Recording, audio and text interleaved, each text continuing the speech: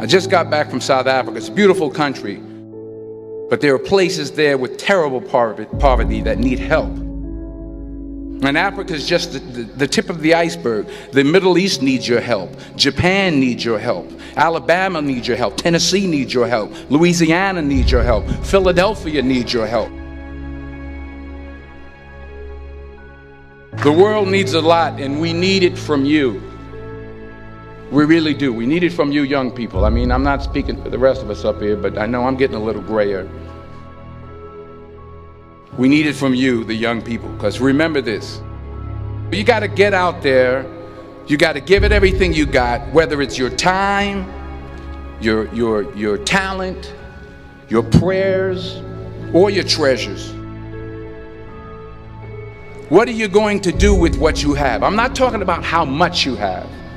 Some of you are business majors. Some of you are theologians, nurses, sociologists. Some of you have money. Some of you have patience. Some of you have kindness. Some of you have love.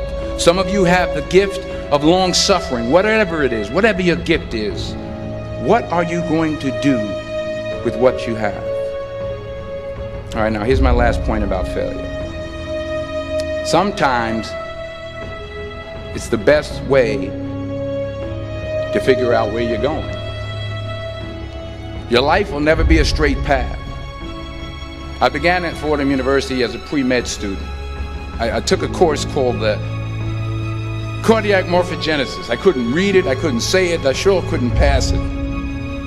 So then I decided to go into pre-law, then journalism. And with no academic focus, my grades took off in their own direction.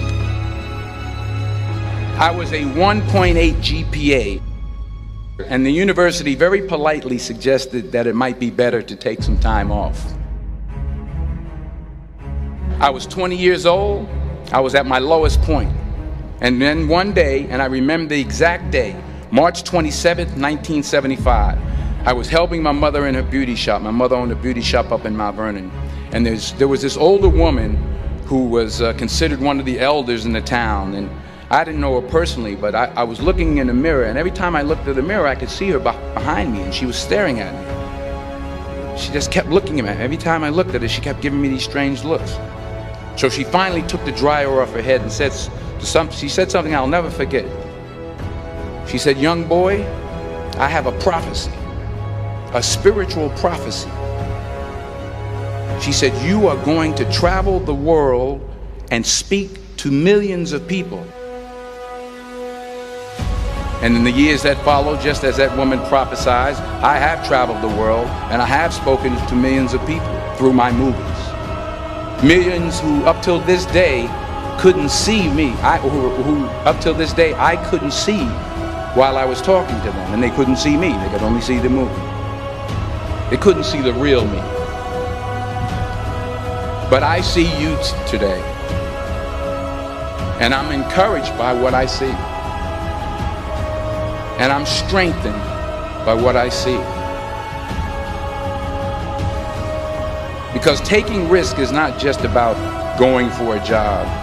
It's also about knowing what you know and what you don't know. It's about being open to people and to ideas.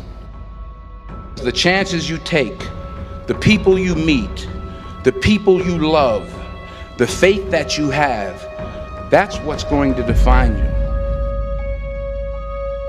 Never be discouraged.